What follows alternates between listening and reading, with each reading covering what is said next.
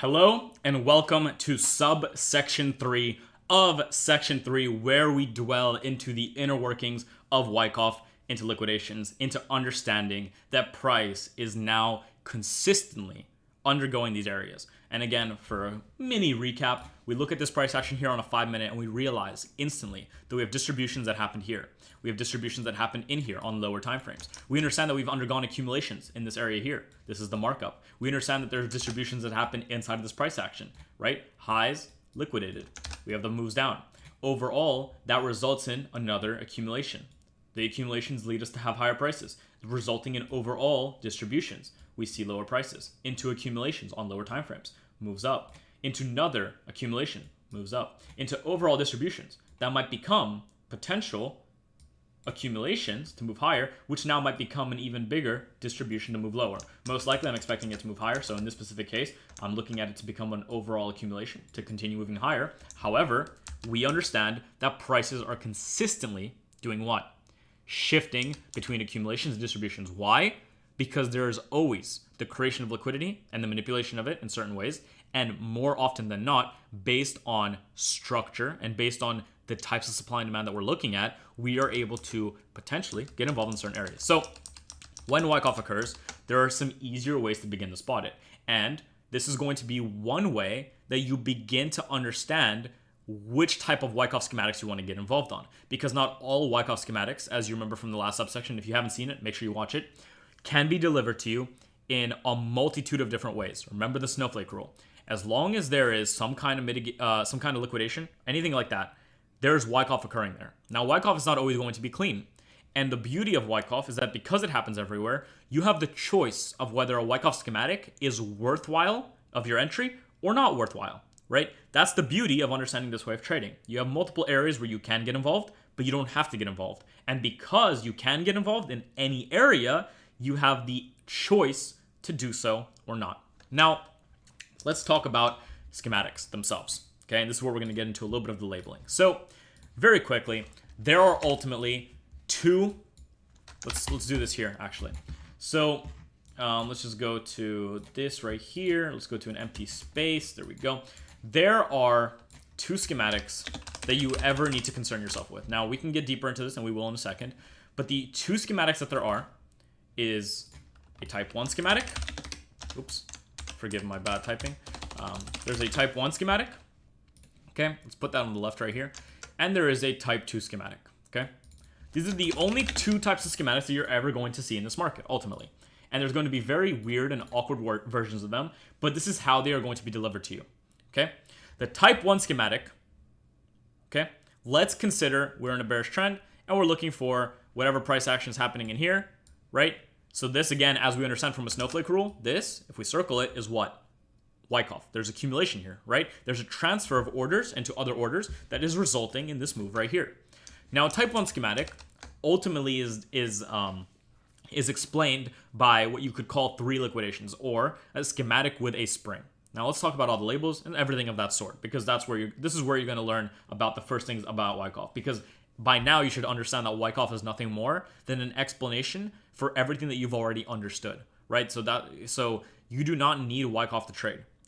That's an answer to one of the biggest questions that everyone asks. You do not need Wyckoff to trade. The reason I use Wyckoff to trade is, for instance, if I have an area and I just see price come in and then break, right? And then you might want to get involved here or here. That's potentially like your MentFX block, confirmation MentFX block. And again, if you don't understand what I'm doing here, that's because you have not watched the previous videos. So watch all the subsections of all the sections. So you could have this MentFX block shift or just normal price action shift, right? Break a structure. And many people are very successful getting involved in this area or this area, and then they catch the move higher. Now, what's happening here is there is, again, what? A liquidation of potential lows. And if we put a box around it, guess what it is? It's Wyckoff. Now, in this specific case, there's not perfect Wyckoff. And what I mean by that is it didn't undergo every single step or phase of Wyckoff the way I like to see it undergo, right? Which is why in some cases like this, I might myself not get involved on the trade, even though it might be within proper configuration. Okay, so before we actually talk about this too much, let's actually deal with type 1 and type 2 schematics and understand them a little bit better. So the idea of a type 1 schematic is you have price that is being delivered lower, right, coming lower, and maybe let's say it's just being delivered lower, lower, lower. It's all good, right? And then all of a sudden you have a hiccup. This is known as your potential, right? So it's a bigger pullback. There's more. You can see more potential power entering into it. Maybe this ends up consolidating a little bit more, right? You have something like this. Like you can tell that there's a hiccup in overall price. This is what is known as a change of character. It's also known as a preliminary support, which we'll talk about in a second.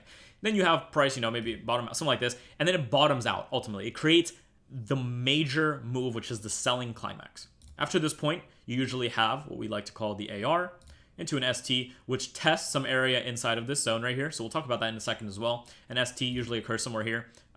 Then you have usually, a move back up that either creates more liquidity with this high or that comes a little bit higher, right? So either one is possible. So you can have something like, you can have a move that comes here or a move that comes here. Both are possible, but let's imagine this move here. That's fine. So that's a little sign of strength in phase B. You have potentially more lows being created. We don't know. Then you have a liquidation. This is your first step of, first of all, again, you can see that structure is still bearish, right? Structure is overall being delivered to you. Even though this is shifting potentially bullish, it's overall still bearish. You'll have a liquidation of the selling climax or the ST. Now this liquidation can come below this ST or below the selling climax. Both are considerable for an ST and B. And again, as I'm doing this, everything I'm saying is vital, okay? So if you want to know Wyckoff, you should be taking notes on all of this, right? I'm not going to draw every single thing. I'm going to do my best to draw every single thing, but I'm walking you through it. So already you should understand that when price is coming down hard, right, into something, it doesn't matter, even if it's just coming down normally, it's going to stop at what we call the preliminary support, and it's going to have some kind of move that, or like a bigger retracement. It doesn't have to have a consolidation. It can just have a larger retracement than previous retracements. And that is indicative of a slowing in price. Anyone can say that, right? Even retail probably understands that there's a slowing in price here. But what's actually happening is it's creating a potential support where it's already starting to create liquidity where people are going to get liquidated by. Now, the major move down, ultimately, usually, is going to be known as your selling climax. What's happening here is most dumb money is now finally getting involved in sells, right? So this is why we're undergoing accumulation. And as they're getting into all those sells, guess what the composite man is doing? Getting involved in multiple buys. We have a move that comes up, and usually whatever swing it forms is known as your automatic rally, the AR. And we're gonna label this in a second too, but I need you to understand every phase of it to basically understand why these schematics are somewhat important. Your AR into what we usually call the ST. Now, almost always, your secondary test, known as the ST, is going to be above or at the level of the selling climax. It could go a little bit below, maybe like a tiny wick, but usually it'll be at that level. Because what it's doing is it's engineering fake liquidity. It's engineering fake lows. It's making people that really do believe it's going to be a buy from here, buy into it early, right? So even when you might be right about the fact that there's going to be a buy in this overall area, you buying here and having a stop maybe here or even lower is going to get you liquidated in the future when price breaks lower. And that's exactly what Wyckoff does. That's why Wyckoff undergoes. It gets the dumb money out of the market, even if they're correct, and gets the smart money involved in all their positions to take to the actual profits. Then after this secondary test, which usually will test some demand zone in here or will make almost equal lows, or sometimes it can even end up a little bit higher, all those are possibilities, you will have a move up that can either stop within this high, so it can be anywhere in here, it can stop, or in this case, that comes a little bit higher. Usually, you will not see this make a huge run. If it does, you're not really undergoing a proper type 1 Wyckoff schematic. This can also I do not like to see this, but it can make a high above this preliminary support, right? This high, whatever this high is, it usually doesn't want to get above here because that would be overall structural shifts, right? But if it wicks it, that's okay too. But usually I want to see this inside of it, right? So you're going to have to go back in time, find your snowflake rules, circle multiple areas, and recognize what type of schematics work best and what schematics you like to spot best. Because ultimately, I can explain to you the schematic over and over again, but until you begin to see it live, and again, you can work through any of my MentaFX trade ideas that I send out. I almost always enter on Wyckoff, even if it's on a 5-second, and you will see price undergo this in one way or another. So, like I said, you will have this little up move, which I call the sign of strength in phase B, which gets usually above here or can end inside it, right? Because all it's doing is again, potentially engineering liquidity either on behalf of sellers or taking out some sellers so then they can push price lower. Then what you will have is an ST and B. Now this ST and B has to take out the ST. There's no point of an STNB if it does not take out the ST. Because this point, whether it's a little bit lower, on par with this, or even a little bit higher, is liquidity. There are going to be what? Stop losses and sell stops below that liquidity. So the ST in phase B, which is the next point, and again, I'm going to label this for you after, is going to come and take out this low, right? And that low can be taken out, and it could make equal lows with this, or it could break lower. Oftentimes, you're going to see this ST and B right here, this point, break lower than this low. The break lower than it, right? So let's actually show that. So usually you're going to see a break lower. All it's doing is it's taking this liquidity and it's liquidating it, right? So what you have is you have a PS, you have it liquidated, you have a selling climax, you have it liquidated, and now you have this ST and B. Now, because it's a type 1, you will then usually see some kind of form of multi-level price movement inside these areas. It could be instant, it could be for a while. You could have multitude of price going in here, but usually you don't want to see this price come and ever take out this high. When this price is taken out, it means you have a confirmed schematic. But in this case, we have a type 1, which means we still need to undergo a potential spring. Okay?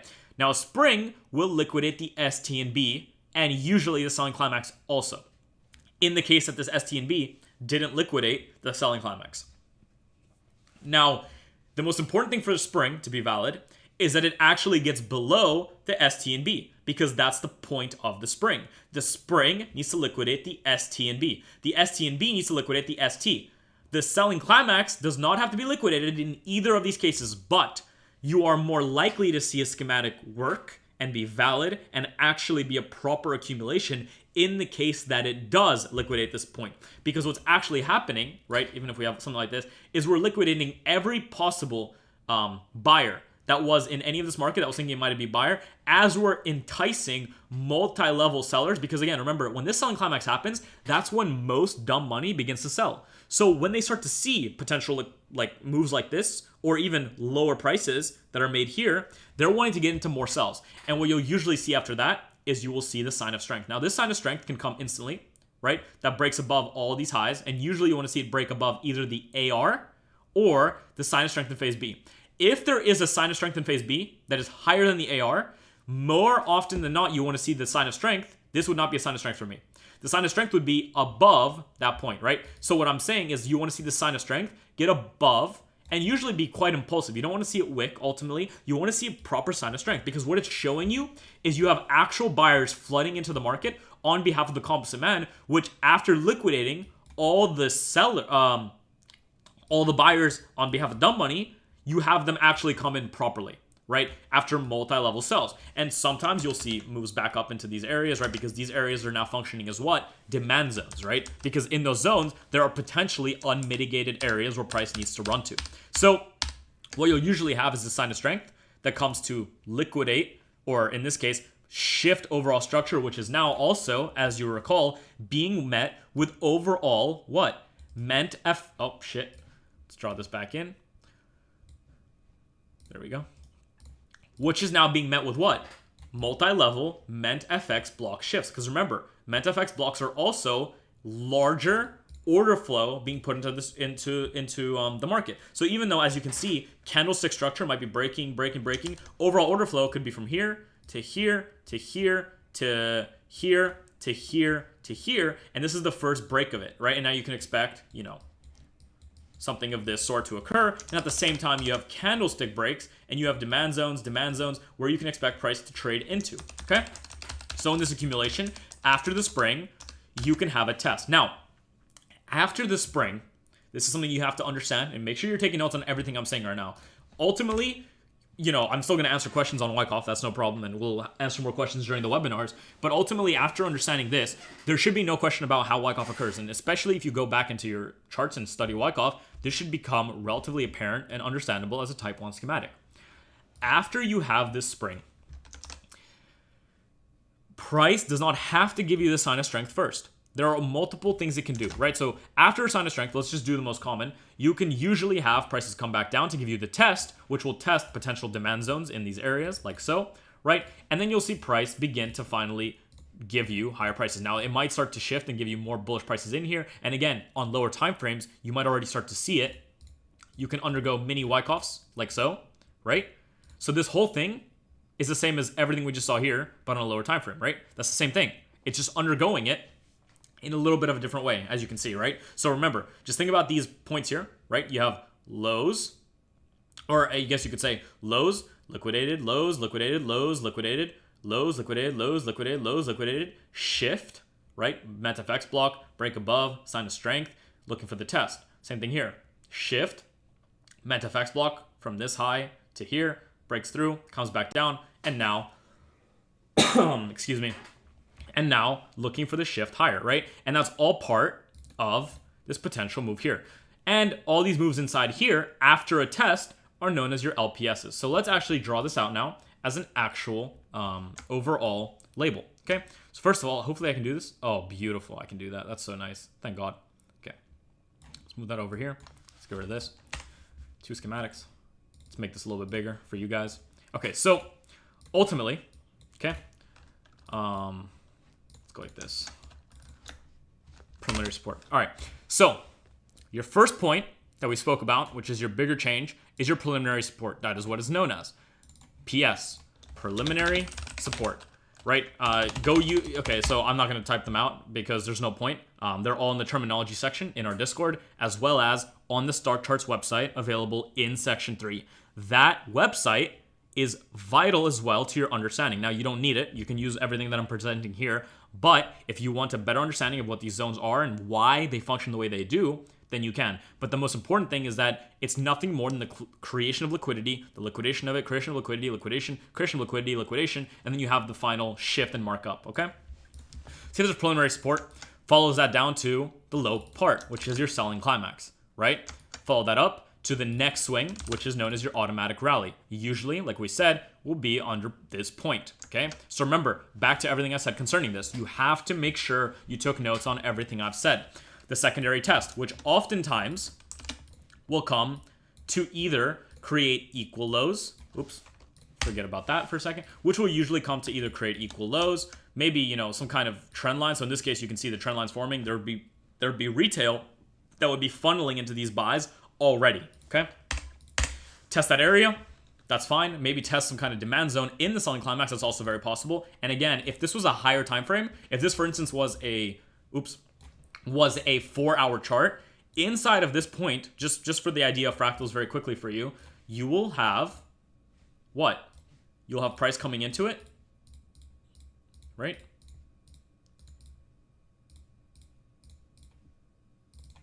This could happen inside of here. And you can literally be a participant of this buy because you understand that it's part of a larger potential schematic, right? So there's going to be schematics. So this whole thing right here is repeating inside of here, right? This is the idea of fractals.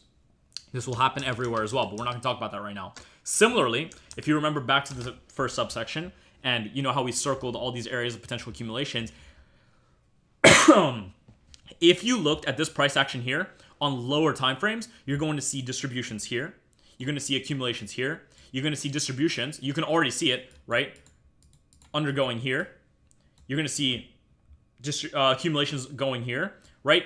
Again, in this own schematic that we just drew, you are already seeing the other schematics that can unfold within it, right? Because a schematic is made up of multiple schematics. That's part of it. Because those schematics inside that schematic are doing the same thing that the purpose of the overall schematic is, which is liquidating some people out of their positions, most people actually, and getting involved on the opposite side of those trades to take it to a potential area of liquidity or anything of that sort. Anyway, let's continue this labeling.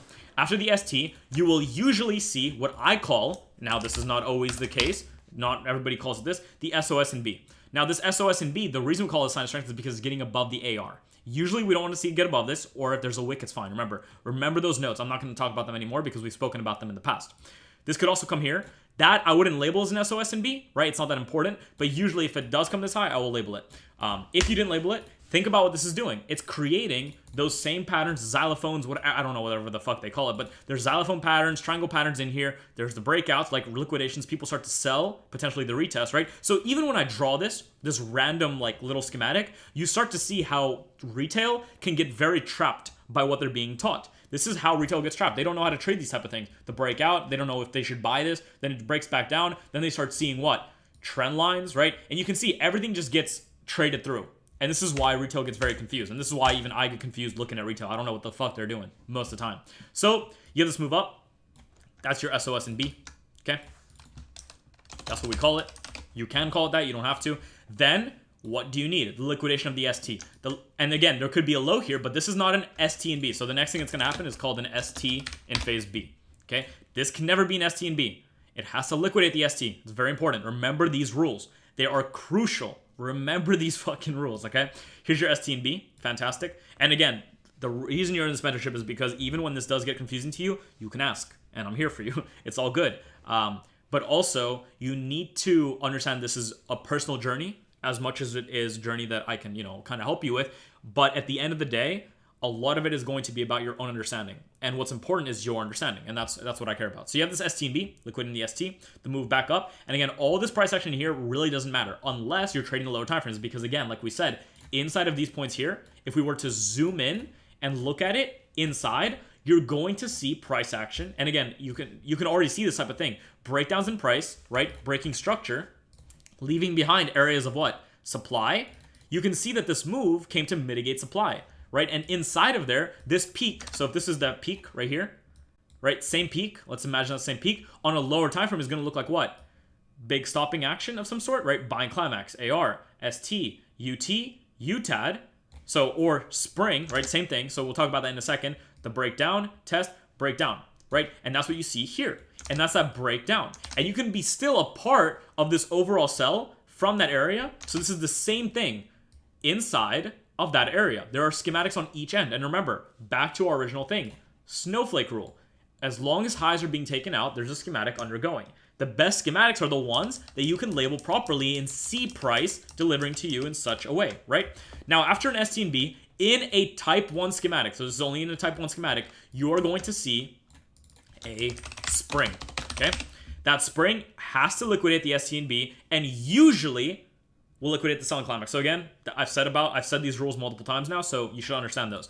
After the spring, you will usually see a sign of strength, followed by your test, which will test potential last areas of demand into your last points of support, like so, and then you'll have the mark up, okay? And then price will take off. Now, if you went to the stock charts website, which I advise you do, if you haven't, pause this video right now and just go take a look. You have 5 phases ultimately. You have phase A, which is basically up to the AR.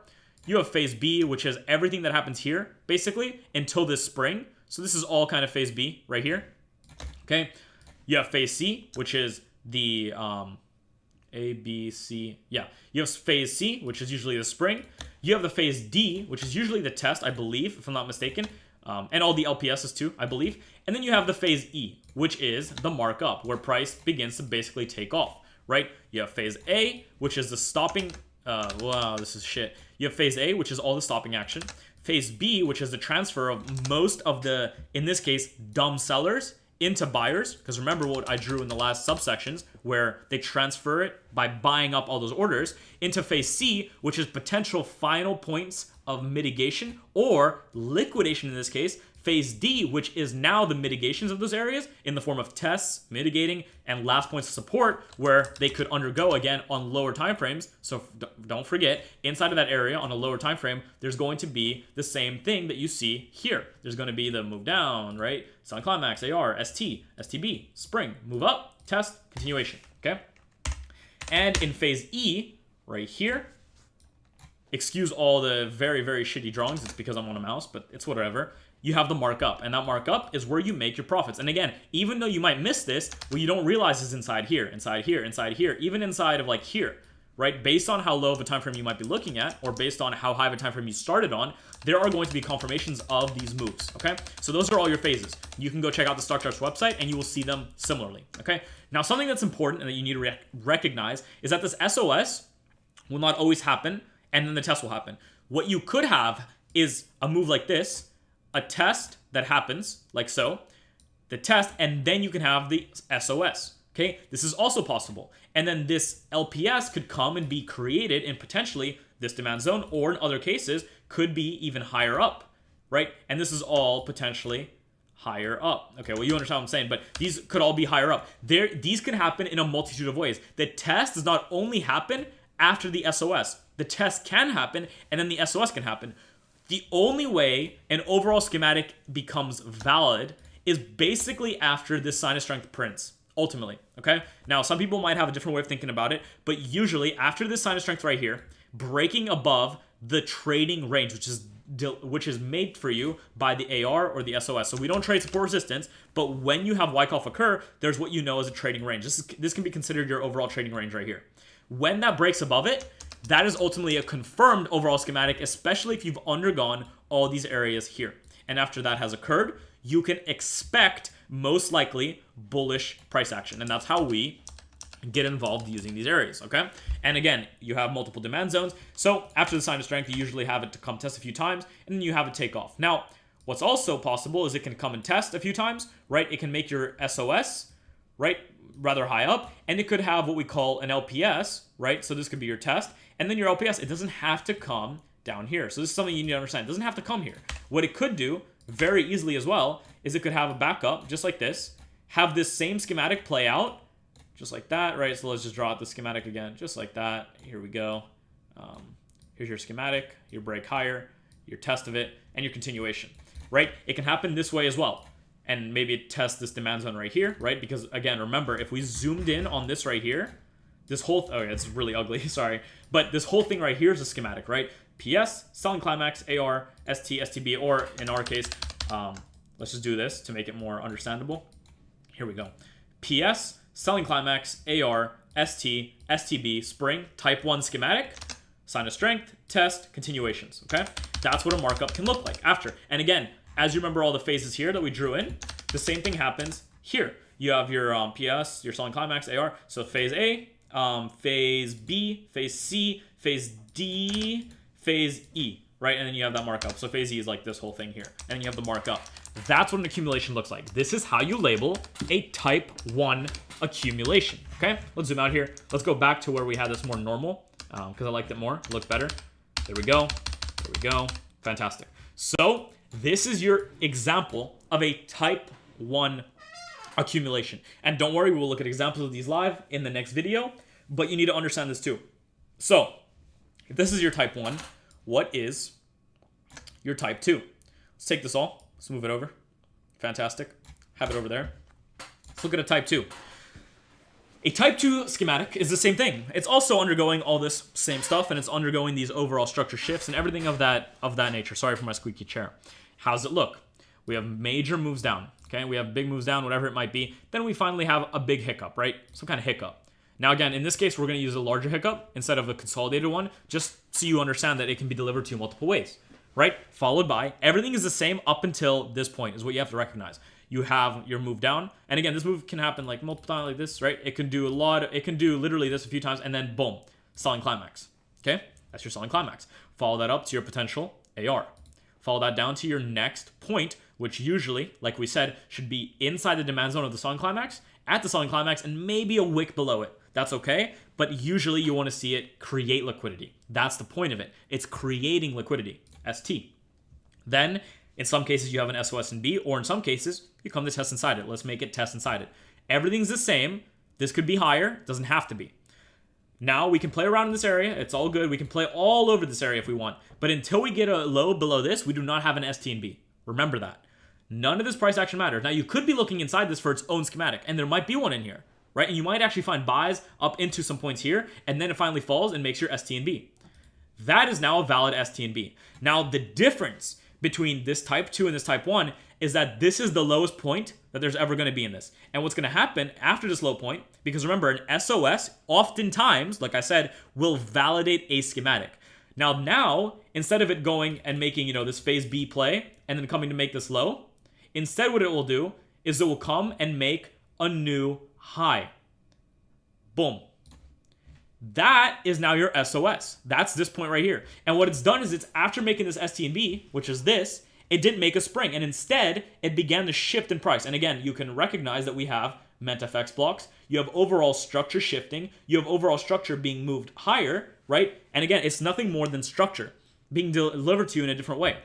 You can have a move back down that comes to test last points here that take out liquidity, or a move down that comes to the last point of candlestick structure. Price does not have to come to here only. It can come under it, but that does not mean that we've shifted structure. All it means is we're coming for a deeper retracement. So let's make it on this structure, test it, and then you might have, right, the huge moves up. Now again, as it comes into here, it could undergo a fractal, what? Accumulation, right? Same thing. And then make new highs. Everything's the same. Do not be confused by all the points in it. The most important parts of this entire schematic, right, is PS, selling climax, AR, ST, STB, SOS. Everything in between are still schematics on lower time frames, right? And there's a schematic here that you could have sold into, right? As this schematic sold and there was a supply zone here, these cells were all valid too on lower time frames. But on this specific schematic, these are the only points to you that matter. And again, we can label it similarly, okay? Your PS is the big stopping action. Your selling climax is the big move down and then the stop after it. The AR is the next swing that is presented to you in the market. The SOS and B, the ST is a point after the AR, usually on similar terms as the SC. So we can make it literally equal if we want here, just for the sake of explanation, right? Creating what? Liquidity. Oops. Creating what? Liquidity. We love that shit, right? Creating liquidity. People are getting involved in this market on the wrong side already. Now, if there's not enough reason to go higher, we won't make this SOS and B. So you could label this as an SOS and B, but in reality, you don't have to, because all it's doing is it's forming liquidity in this trading range, right? That's a trading range, just like this is your trading range right here, right? But we don't use the trading ranges. You don't have to think about that. All we care about is that there's just an AR high here. Just remember that.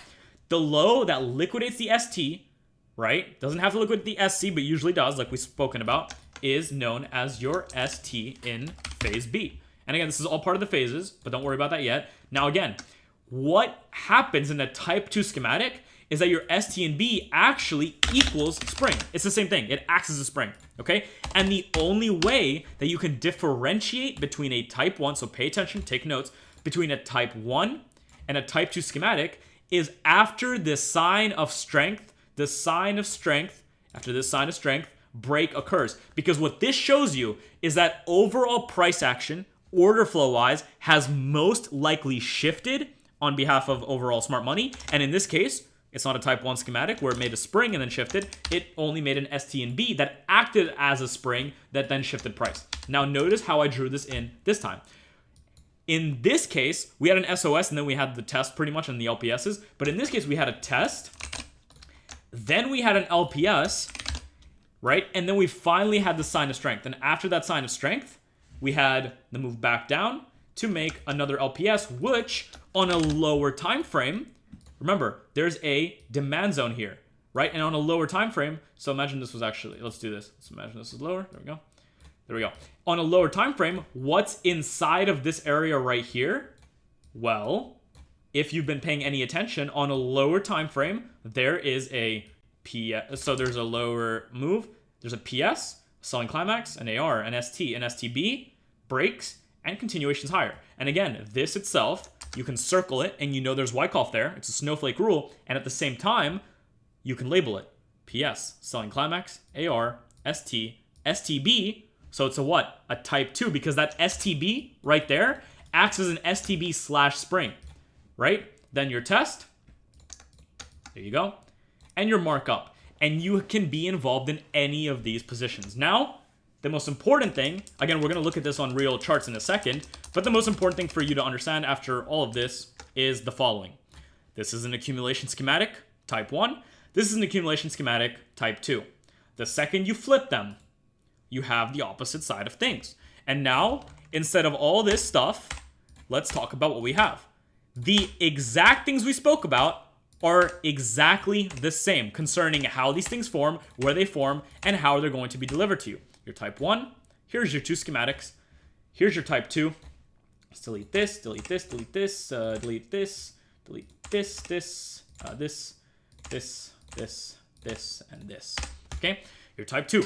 Your type 1, type 2. Same schematics. Now in this case, we have a big bullish run, and now what do we have? The only difference that we have now, again, realize from section 1 and section 2, you have nothing more than the transfer of sells into buys and buys and sells by way of overall structure, right? Candlestick structure, shifts in candlestick structure, tests of mitigated or unmitigated supply and demand zones, so in this case supply zones, and the breakdown from those zones. Now, if you want to go and label and learn how to label the other side, check out the stock charts to understand all the points of it, but ultimately it's the same thing. So let's do this relatively quickly. Had this big up move, big stop in it, you have your preliminary supply instead of preliminary support. Fantastic. Move up to your buying climax. Same thing as the selling climax, but it's at the top. Move that down, same thing to your AR. Same rules play. To up to your ST. Usually test, in this case, a supply zone usually can make equal highs as well, but in this case, it didn't. Doesn't matter. It's creating liquidity. Move that down. Instead of an SOS, it's not a sign of strength, it's a sign of weakness in phase B. A sign of weakness as in price most likely wants to start to break down. Break down, okay? You have this move up. What is that? The move that takes out the ST is your ST and B, or since it's a distribution now, it's an up thrust. That's what we call it, a UT, right? There's just different words. It's nothing more than different words to explain the exact same thing. UT. This is what? A UTAD. Price breaks down. It can break down and then come back, making what? The test, right? And as it makes this low, instead of it being a normal sign of strength, what is it known as? A sign of weakness. And instead of this being what? A last point of support, it's now a last point of supply, okay? Because all of this, of the sellers in this market, I mean, all of the buyers in this market have been transferred into sellers on behalf of the composite man and are now going down, right? They want to take the market significantly lower. What happens is you have a supply zone, right? Overall in this area, let's say you have a supply zone on a higher time frame in this zone here. So what's going to happen is all those areas are going to be mitigated, and as they're mitigated, this is the mitigation of it, you will undergo this potential move. And again, it could be like this, right? Or it could be like this in terms of a POI or a supply and demand zone. So again, if you don't understand why I'm drawing this in and saying this is a supply or demand zone, you have to watch section 2 because we deal with how to spot potential supply and demand zones in that area, okay? Similarly, you have your LPSY. And again, if you wanted to enlarge this overall price action in here, you are going to see the same thing, the snowflake rule. There are highs, those highs are liquidated, and you have breakdowns in price. You have the buying climax, AR, ST, upthrust, UTAD, breakdown, test, continuation, right? Same thing fractally, okay? You just need to recognize that. Now, the same thing is happening on this side. You again follow up to where it has a large pullback of some sort. That's your preliminary supply. Follow that up to your stopping action, your buying climax. So stopping action into your major stopping action, buying climax. Follow that down to your AR. You can get rid of these lines now. We don't need them. Okay. Follow down to your AR. Actually, we'll leave them on. Why not? Follow that up to your ST. Doing what? Creating equal highs. In this case, instead of equal lows, it creates equal highs. Follow that up. Instead of what? This being an ST and B, it becomes a UT. Now, because there's no UTAD after, before this break happens, we know that this UT most likely from this area functions as a UTAD. So again, a UTAD and a UT/UTAD is the same thing based on whether a type 2 or a type 1 schematic is undergoing that location, okay? And again, in this case, you have the test that happens before the break. You also have an LPSY that happens before the break, and then you finally have your sign of weakness that breaks below structure and makes new structural lows, important ones. So you can maybe even consider this, right? So sign of weakness can break down below the AR, below these points, or even below the PSY. This is also quite important sometimes, just like that, right? And these are not always going to be the same, which is why I gave you the exercise of circling multiple areas of schematics that occur, okay? And then you have this move back up that causes another, you'll have this move up that causes another LPSY, and in this specific case, what's happening inside of here? Snowflake rule. We want to look inside of that. If we did, right, let's follow along with these. You have a big move up, it stops, right? That's your buying climax, potentially, because before that, there might be even a smaller stopping action. So what I mean by that is, let's just think about this area. You have a move up, right? Maybe an actual stopping action, and then you have this buying climax, and that's this point right here. AR, ST, UT, breakdown, right? Type 2 schematic, right? So remember, somewhat of a stopping action, PSY, and then this high is represented by this high, and this highest high is represented by this highest high, right? And then there's the equal highs here, and that gets liquidated. So again, anytime you have that, you're having a schematic occur. So hopefully, this gave you a little bit of understanding, pretty much all understanding, of how Wyckoff forms and how you have only two major schematics, okay? Now, there are more schematics and they are like reaccumulations, redistributions. We will talk about that in the next subsections. But the most important thing that you need to take from this is one, especially from the last one, that you have multiple Wyckoff schematics that occur throughout price constantly. Secondly, the best looking ones are the ones that undergo most of these phases the way you have them seen here. The third thing, that they don't all look the same. The fourth thing, that there's a multitude of ways that these points can be delivered to you, and that you've taken notes on every single note I've made concerning how these points can be delivered to you. The fifth thing, that there are moves within price that you can zoom in on and will be Wyckoff schematics on lower time frames because, like we said, they happen everywhere. And most importantly, you go for your own study and find how these occur in certain areas. Feel free to go find a normal area of supply or demand, draw that area out, and then look at how price approached it, how price shifted by way of order flow structure and candlestick structure. And as you do that, attempt to give the overall schematic an actual labeling to see how it underwent the areas of liquidity creation, liquidity manipulation, mitigation, and continuation. Thank you so much for watching, guys, and I will see you in the next one where we will deal with schematics in actual price action because they're not always going to look the same, and even though this might look confusing, this will become somewhat second nature to you over enough time. Thank you, and I'll see you guys in the next one. Take notes, by the way. Mwah.